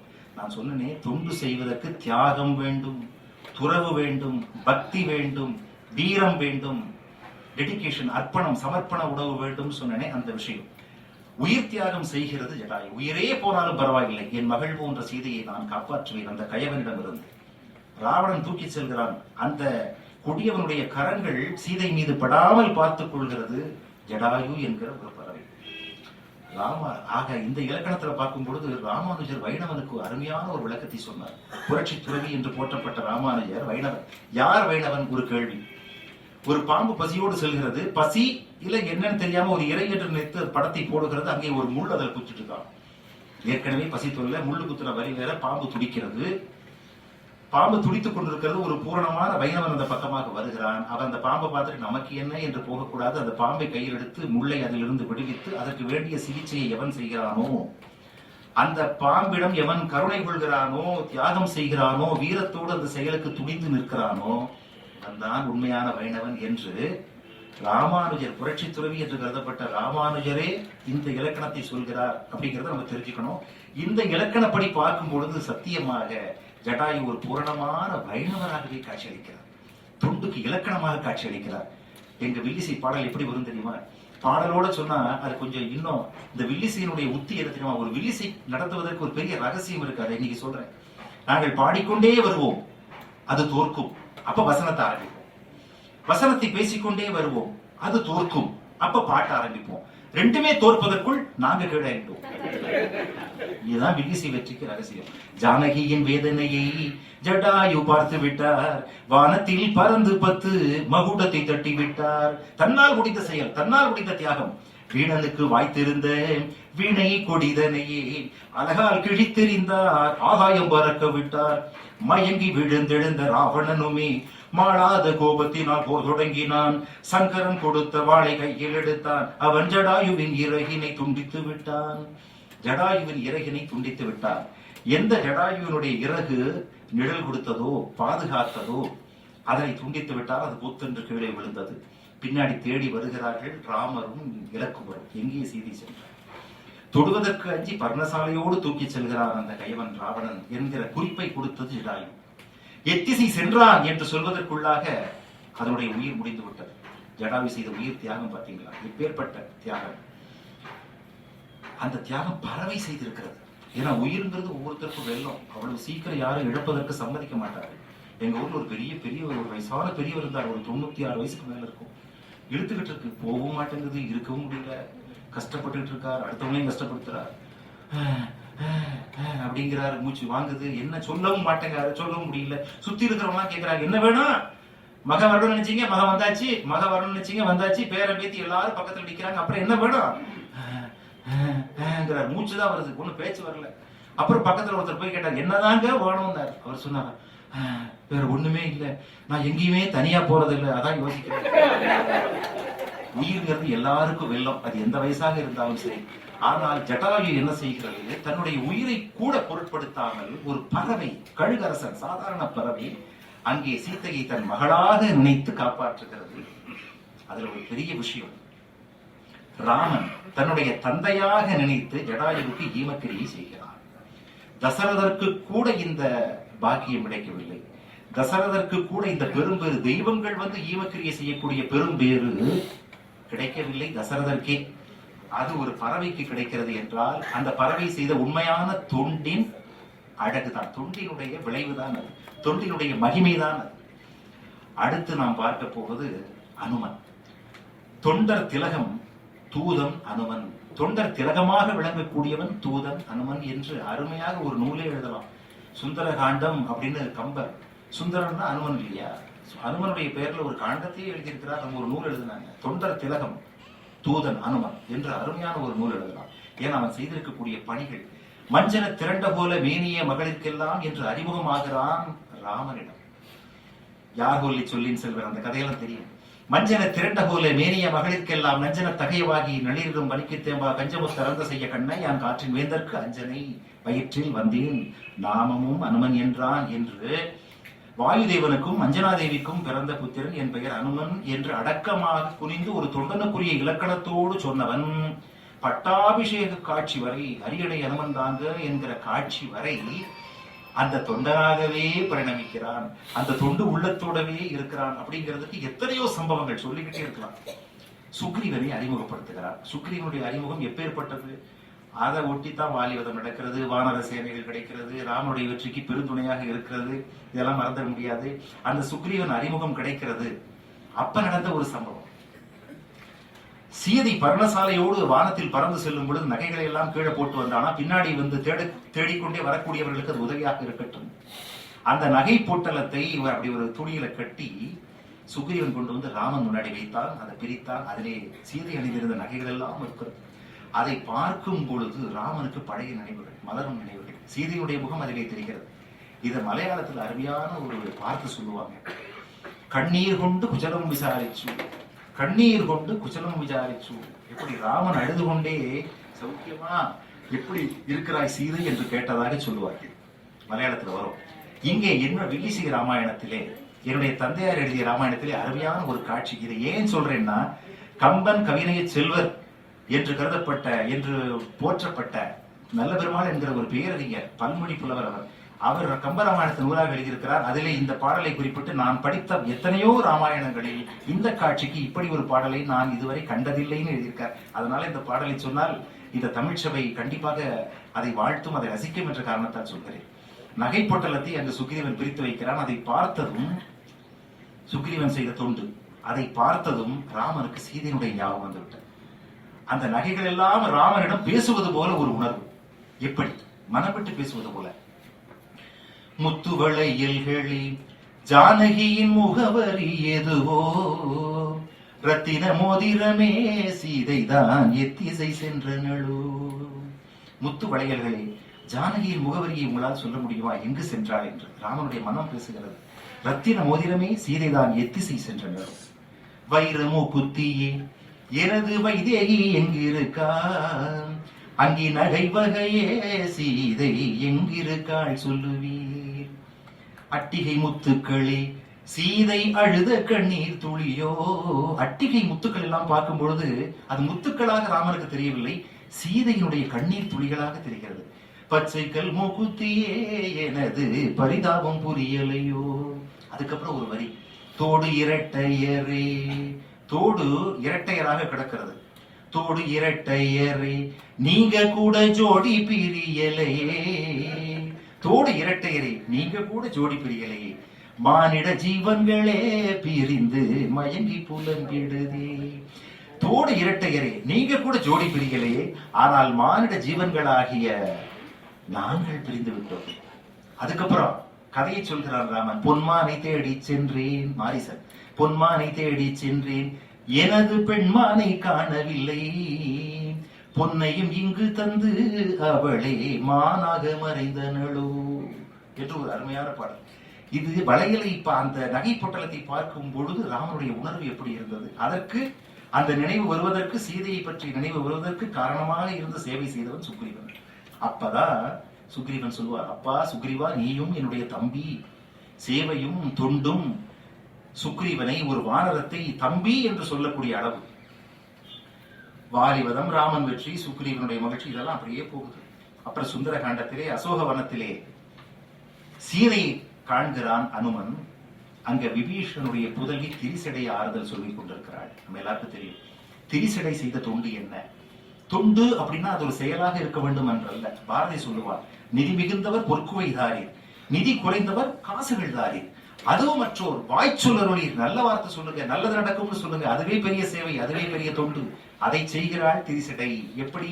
திரிசடை ஒரு கனவு கண்டாளாம். அதை சொல்றா யார்கிட்ட? சீதை கிட்ட.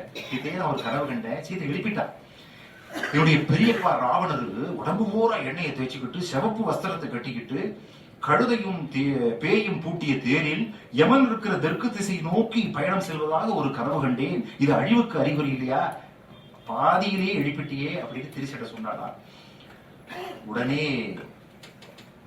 சீதை சொன்னானா, அப்படியா, தூக்கத்தை கண்டினியூ பண்ணிட்டு கனவு என்ன மீதிங்கிறத சொல்லு என்று சீதை சொன்னாளா. கனவு அப்படிங்கிற செய்தி சொல்லும் பொழுது அப்துல் கலாம் அழகான ஒரு விளக்கத்தை சொல்றார். ஏன்னா பகவத்கீதையை சொல்லி பதவியேற்ற பெருமகன், அதனால அவர் இந்த இடத்துல நினைக்கலாம் ஒரு மிகச்சிறந்த தொண்டர். டாக்டர் அப்துல் கலாம் கனவு பத்தி சொன்ன என்ன தெரியுமா? கனவு என்பது என்ன?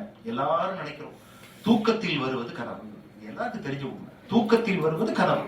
ஆனா கலாம் அதிலிருந்து மாறுபடுகிறார். தூக்கத்தில் வருவதல்ல கனவு, உங்களை எது தூங்க விடாமல் செய்கிறதோ அதுதான் கனவு. இது அப்துல் கலாம் சொல்கிற அருமையான கனவுக்கு. தூக்கத்தில் வருவதல்ல கனவு. அது யார் வேணா சொல்லுவாங்களே, கலாம் அப்படி சொல்லுவாரா? அப்படி சொன்னா அவர் கலாமா? தூக்கத்தில் வருவதல்ல கனவு, உங்களை எது தூங்க விடாமல் செய்கிறதோ அதுதான் கனவு. ஏன்னா கிபி 2020 கனவு கண்டு கொண்டிருப்பார். கனவு அப்படி ஒரு வல்லரசாக வேண்டும் என்று கனவு கண்டு கொண்டிருக்கக்கூடிய ஒரு பெருமகன் தான் இப்படி ஒரு விளக்கத்தை சொல்ல முடியும்.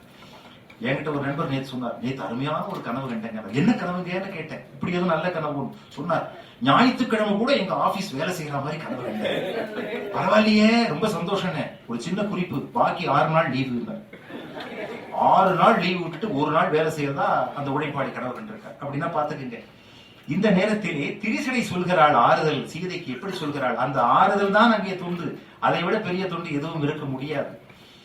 சீதை அப்படியே மரத்தை பார்த்துக்கிட்டு இருந்தாலாம். மர பொந்துல மேல ஒரு குளவி ஒரு புழுவை கொண்டு வந்து வச்சுட்டு மர பொந்துல அப்படியே இருந்தது. கொஞ்ச நாள் ஆச்சு, 2 குளவிகள் பறந்து சென்றாங்க. இந்த காட்சியை பார்த்துட்டு அழுது கொண்டே இருந்தாள் சீதை. ஏன் இந்த குளவி வர காட்சியை பார்த்துட்டு சீதை அழணும்? திரிசடைக்கு ஒன்றும் பிடிக்கல. ஏன் அதை பார்த்து அழுதுன்னு கேட்டா, அப்ப சீதை சொன்னால வேற ஒண்ணும் இல்ல, ஒரு புழுவை கொண்டு வந்து அந்த குளவி வைத்தது.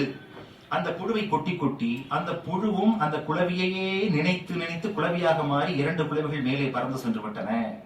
சரிமா, அதுக்கும் அழுகைக்கு என்ன சம்பந்தம்? வேற ஒண்ணும் இல்ல திரிசடே, நான் ராமரையே நினைச்சுக்கிட்டு இருக்கிறேனே, நானும் எங்க ராமராக மாறி விடுவனோ, அந்த புழு மாதிரி ராமா ராமான்னு சொல்லி ராமராக மாறி விடுவனோ அப்படின்னு வருத்தப்பட்டாலாம். உடனே திரிசடை சொன்னாலாம், கவலையப்படாத, அங்கே ராமர் சீதா சீதா சீதான்னு உன்னையே நினைச்சுக்கிட்டு இருக்காரு, அவர் சீதையாக மாறி விடுவார்.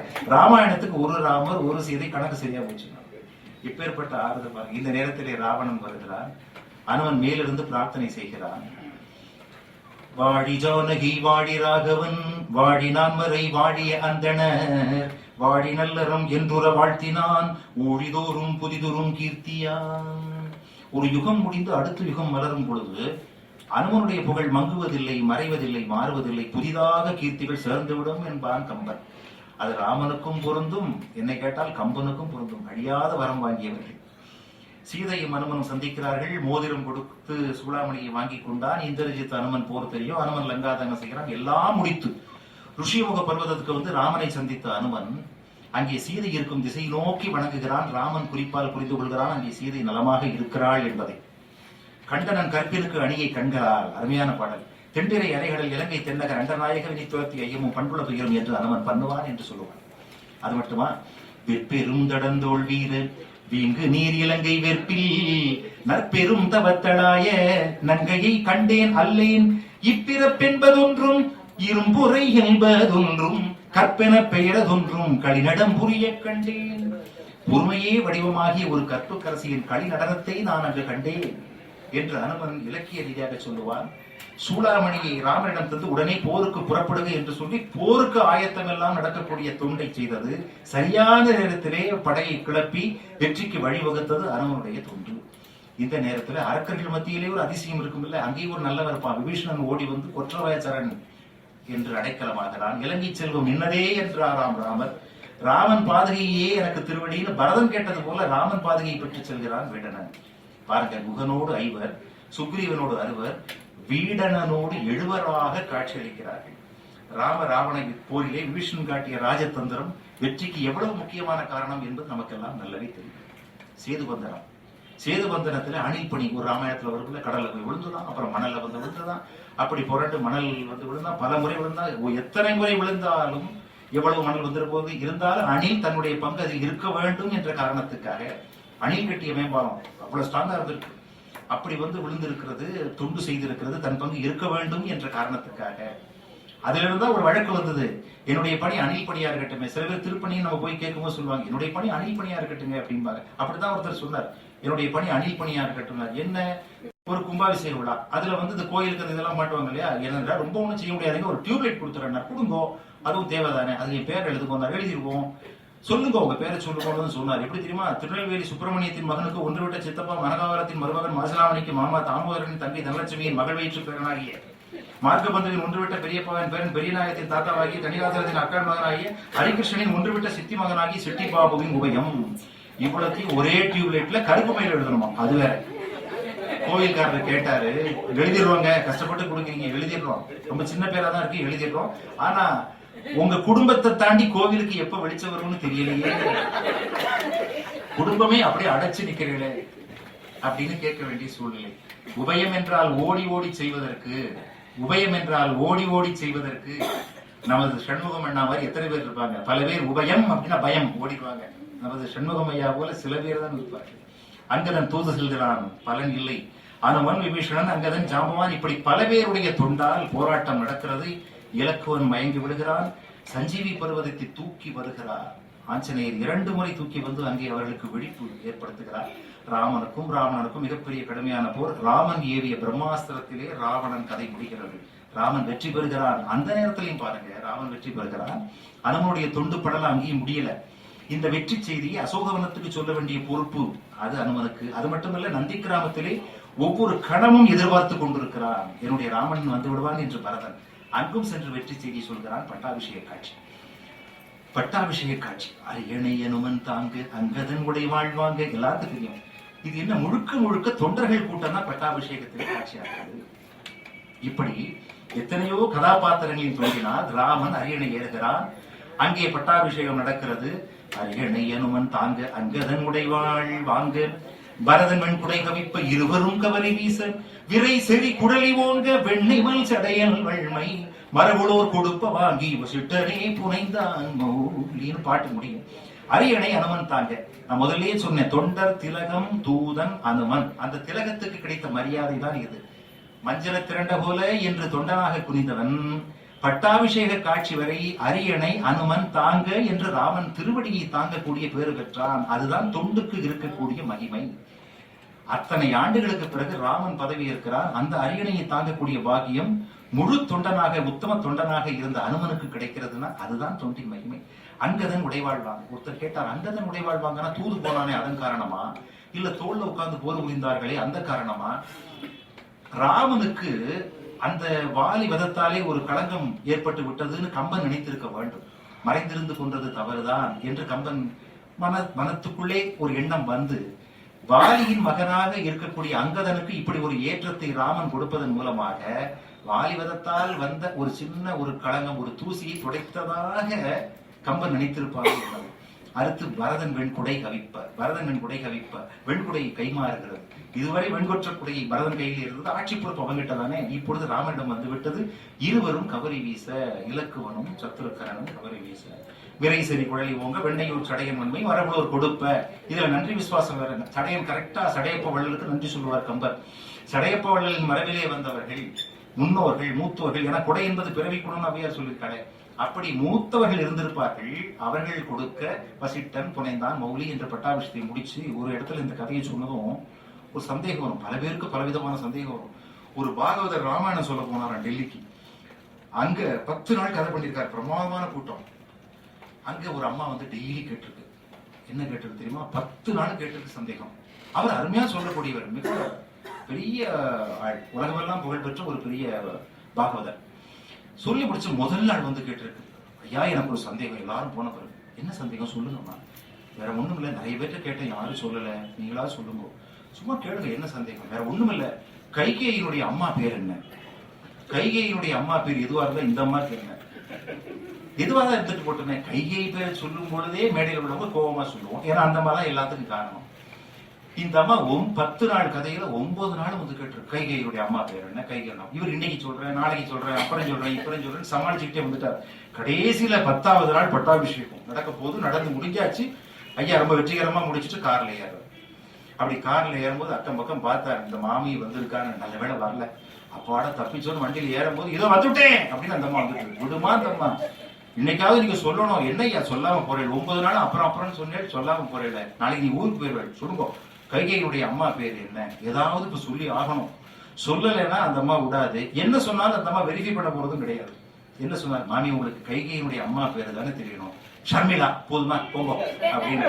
அவ்வளவுதான். அந்த அம்மாவுக்கு ஏதோ உண்மை தெரிஞ்சதா சந்தோஷம், இவருக்கு சொல்லிட்டதா காரைக்கு போயிட்டார். இது எதுக்கு சொல்றேன்னு கேட்டா, பல பேருக்கு சந்தேகங்கள் எப்படி வரும், ஒவ்வொருத்தருக்கும் ஒரு மாதிரி வரும். இப்படி ஒருத்தர் கேட்டார், என்ன கேட்டார், அரியணை அனுமன் தாங்க அப்படிங்கிற பாடலில் ராமன் பெயரை காணுமே, பட்டாபிஷேகமே ராமனுக்கு தானே, அதிலே காணுமே. அதுக்கு ஒரு பதில், என்ன பதில் தெரியுமா, வேற ஒண்ணும் இல்ல, மெய்வாய் கண்மூக்கு செவி என்று சொல்கிற பஞ்சபூதங்கள், இந்த பஞ்சபூதங்களும் விசிபிள், பார்க்கக்கூடிய மெய்வாய் கண் மூக்கு செவி என்று இருக்கிறது. ஆனால் இந்த பஞ்சபூதங்களை இயக்கக்கூடிய உயிர் என்பதை யாராலும் பார்க்க முடியவில்லையே. ஆக வெளியே தெரிய கதாபாத்திரங்களாக இவர்கள் இருந்தாலும் உள்ளிருந்து இயக்கிய உயிராக, இயக்குனராக ராமன் என்கிற பரம்பொருள் இருந்தான். அதனால்தான் கம்பர் அந்த காட்சியிலே அதை கொண்டு வரவில்லை. அது அண்டர்ஸ்டுட், அது தெரிந்து கொள்ள வேண்டிய விஷயம், அது உயிர் உள்ளே இருக்கிறதுன்னு அர்த்தம். அந்த பட்டாபிஷேகத்தில் எல்லாருக்கும் முத்து மாலை, தங்க காசு மாலை, அப்படி இப்படின்னு எல்லாருக்கும் கொடுக்கிறார். ராமனும் கொடுக்கிறார். ராமனும் சீதையும் இருவருமாக சேர்ந்து பல்வேறு பரிசுகளை அனுமனுக்கு வழங்கினார்கள் என்ற கதையெல்லாம் வரும். அப்ப அனுமன் சொல்லுவாரார், எல்லாவற்றை விட எதை பெரிதாக நினைத்தாரா, என்னை மகனாக ஏற்றுக்கொள்ள வேண்டும் என்று ராமனிடமும் அந்த தன்னுடைய சீதை அம்மையாரிடம் கேட்கிறார். அப்ப சீதை அப்படியே கருதிக்கொள் என்று சொல்றார். இதுதான் தன்னுடைய பெரிய பாக்கியமாக, இதுதான் தனக்கு கிடைத்த மிகப்பெரிய பேராக அனுமன் நினைக்கிறார். அதுதான் தொண்டனுக்கு இலக்கணம். அவர் என்ன கேட்டிருக்கலாம் தெரியுமா, என்ன கேட்டிருக்கலாம், சுந்தரகாண்டம் முதலாக சுற்றி சுற்றி சுற்றி வந்து நான் உனக்கு எத்தனை பணிகள் செய்திருக்கிறேன், எத்தனை தொண்டுகள் செய்திருக்கிறேன், சுற்றி சுற்றி வந்தேனே, என்னை ஒரு சுற்றுலா மந்திரியாக ஆக்கக்கூடாதா என்று அனுமன் கேட்டானா? கேட்கவில்லை. அதனால்தான் அனுமன் கோவிலிலே தெய்வமாக இருக்கிறான், நாம் அவனை சுற்றி சுற்றி வருகிறோம். இதுதான் தொண்டினுடைய மகிமை. இன்னொரு பெரிய விஷயம் என்ன தெரியுமோ, பட்டாபிஷேகத்துல அந்த ராம ராஜ்யத்தினுடைய ரகசியத்தை சொல்ற, வேற ஒண்ணும் இல்ல. சுக்ரீவா நீ கிஷ்கிந்தைக்கு செல் என்று சுக்ரீவனை கிஷ்கிந்தைக்கு நாடாளுவதற்கு, அந்த பிரதேசத்தை கவனிப்பதற்கு அனுப்பிவிடுகிறார். விபீஷணா நீ இலங்கைக்கு செல் என்று இலங்கைக்கு விபீஷணனை அனுப்பிவிடுகிறார். இதில் என்ன ஒரு சூட்சுமம்னா, பதவிக்கு உதவி செய்த யாரையும் ராமன் பக்கத்தில் வைத்துக் கொள்ளவில்லை. பதவிக்கு உதவி செய்த யாரையும் ராமன் தன் பக்கத்தில் வைத்துக் கொள்ளவில்லை. அனைவருக்கும் கொடுக்க வேண்டிய மரியாதைகளையும் பரிசு பொருட்களையும் கொடுத்து, உங்கள் ஊர்களுக்கு சென்று உங்கள் நிர்வாகங்களை கவனிகள் என்று அனுப்பிவிடுகிறார். இது நாங்க வில்லு பாட்டுல பாடும்போது எப்படி பாடுவோம் தெரியுமா, நாடாள வந்ததுமே நடந்தத மறக்கல, மறந்துடுமே பல பேருக்கு, நாடாள வந்ததுமே நடந்தத மறக்கல, பதவிக்கு உதவினோரை பக்கத்துல வச்சுக்கல, நாடாள வந்ததுமே நடந்தத மறக்கல என்று பட்டாபிஷேக காட்சியை நாங்கள் பாடுவோம். இப்படியாக ராமராஜ்யத்துடைய வெற்றி அமைகிறது அப்படின்னு சொல்லும் பொழுது நம்ம தொண்டருடைய பெருமை, தொண்டின் மகிமை எல்லாம் எத்தனையோ சொல்லிக்கொண்டே இருக்கலாம். இதுல இப்ப இதுவரைக்கும் சொன்ன தொண்டின் மகிமை, இந்த தொண்டர்களுடைய பெருமை, இதுக்கு என்ன இந்த நிகழ்ச்சி பயனாக ஒரு செய்தி சொல்லணும். அந்த காலத்துல நூற்பயன் ஒண்ணு எழுதுவாங்க. ஒரு நிகழ்ச்சி கேட்டோம், கொஞ்ச நேரம் செலவு பண்ணணும், ஏதோ ஒரு பயன் இருக்கணும் இல்ல, நூற்பயன். அபிராமிந்தாதியில பட்டர் பாடுவார், ஆத்தாளை எங்கள் அபிராமவல்லியை அண்டமெல்லாம் பூத்தாளை, மாதுளம்பூ நிறத்தாளை, புவியடங்க காத்தாளை, அங்கையில் பாசாங்குசமும் கருப்பு வில்லும் சேர்த்தாளை, முக்கண்ணியை தொடுவார்க்கு, முக்கண்ணிங்கிற வார்த்தையை பட்டர் தான் பயன்படுத்தினார், முக்கண்ணன் தான் கேள்விப்பட்டிருக்கோம், முக்கண்ணியை தொடுவார்க்கு ஒரு தீங்கில்லையேன்னு முடிப்பார் நூற்பயனாக. இது பட்டர் பாடிய நூற்பயன். இப்ப பல பேர் நூல் எழுதுனா பயனே எழுதுறது இல்லை. ஏன் தெரியுமா? அவங்களுக்கே தெரியும் அதனால பயன் ஒண்ணும் கிடையாதுன்னு. அப்புறம் என்னத்த நூறு பயன் எழுதுறது? ஆனால் நிகழ்ச்சி பயன் என்று என்னுடைய தந்தையார் வெள்ளிசையிலே அடிக்கடி ஒவ்வொரு நிகழ்ச்சிக்கும் ஒரு பயன் இருக்க வேண்டும், இவ்வளவு நேரம் செலவு பண்ணி கேட்டா அதுல ஒரு சின்ன மெசேஜ் இருக்க வேண்டும் என்ற நோக்கிலே சொல்வார்கள். அந்த அடிப்படையில் நானும் சொல்கிறேன், இந்த கம்பன் கழகம் இப்போ நடந்த கம்பன் கழக விழா நடந்தது, அந்த அழைப்பதிலே அருமையான ஒரு மேற்கோள் போட்டிருந்தாங்க. கம்பனும் திருவள்ளுவனும் தமிழுக்கு கதி. கா என்பது கம்பன், திருவிக்கா சொன்னது, கலாம் அவர்கள் சொன்னதாக எடுத்து அந்த மேற்கோள் ரொம்ப அருமையா பின்பக்கம் வந்திருந்தது.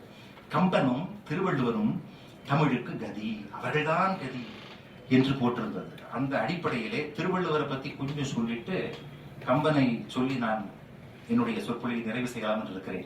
வள்ளுவர் வந்தார் அப்படின்னு ஒரு வில்லிசி நிகழ்ச்சி நாங்கள் நடத்துவோம். வள்ளுவர் வந்தார், வள்ளுவர் கனவில் வருகிறார், நாட்டு நடப்புகளை எல்லாம் பார்க்கிறார், குரல் பிரச்சாரம் செய்பவர்களை எல்லாம் பார்க்கிறார். கவிஞர் என்னுடைய தந்தையாரோடு வள்ளுவர் அப்படி நாட்டு நடப்புகளை சுத்தி பார்க்கிறார். ஒரு குரல் பிரச்சாரகர் வருவார், அவர்கிட்ட ஐயா வந்திருக்கார், வள்ளுவர் வந்திருக்கார், ஒரு குரல் சொல்லுங்க அப்படின்னதும் அவசரத்துல அவர் கற்க கசடர கற்பவை கற்ற பின் அன்றையை மறப்பது நன்று அப்படிங்கிற அவசரத்துல பஸ் ஏறி போயிடுவார். இதை கூட பொருட்படுத்தவில்லை வள்ளுவர், பரவாயில்ல அப்படின்னு சொல்லிட்டு அப்படியே கூட பாட வருவார். அவர் வள்ளுவர் கையிலே அவர் நெய்த ஒரு பொன்னாடையை வைத்திருந்தார், ஒரு கைத்தறி ஆடையை. எதுக்காக வைத்திருந்தார் தெரியுமா? அவர் விரும்பிய ஒரு குரல் மனிதனை பார்த்தால் அதை அணிவித்து அவனை வாழ்த்த வேண்டும் என்ற காரணம் பற்றி. அப்படி ஒரு மனிதனை கடைசி வரை பார்க்கவே முடியலன்னு கதையை கொண்டு போய் கடைசி கிளைமேக்ஸ்ல எப்படி முடிக்கிறதுன்னு கேட்டா, ஒரு உழவன் விவசாயத்துக்கு அதிகாலை நேரம் சென்று கொண்டிருந்தான். வள்ளுவர்கிட்ட அந்த உழவனை கூட்டிட்டு வந்து ஐயா இங்க ஓடிவார்னு சொல்லி வந்திருக்கிறது யாரு தெரியுமா? என்னுடைய தந்தையார் கவிஞர் நிகழ்ச்சியில அறிமுகப்படுத்துவார். இவரை தெரியுமா உனக்கு? அந்த உழவன் சொல்லுவான், தெரியாது. நிஜமா தெரியாது? சத்தியமா தெரியாது. இவர் தாங்க திருவள்ளுவர். அப்படியா, வணக்கம். இவர் எழுதின குரல் தெரியுமா? தெரியாது. அந்த குரல் எத்தனை, என்ன, தெளிவுற ஒண்ணும் தெரியாது. அப்படியா, வணக்கம் வணக்கம் வணக்கம் அப்படின்னு பணிவோடு அறிமுகப்படுத்தக்கூடிய கவிஞருடைய அன்பை தட்டாமல் வள்ளுவருக்கு வணக்கம் சொல்லிவிட்டு உழவன் சொல்வான் ஒரு வார்த்தை, ஐயா நீங்க நல்லா இருக்கணும், வணக்கம், எனக்கு கடமை அழைக்கிறது, என்னுடைய பணி தொடங்குகிறது, காலை நேரம் உழவு பணி நான் செய்ய வேண்டும், அங்கு களை எடுக்க வேண்டும், பாத்தியிலே நீர் வாய்ச்ச வேண்டும், அங்கு நிறைய உழவு பணி எனக்காக காத்துக் கொண்டிருப்பார்கள், நான் சென்று வருகிறேன் என்று சொல்லி அந்த உழவன் வள்ளுவருக்கு வணக்கம் சொல்லிவிட்டு கடமையாற்ற சென்று விடுவான்.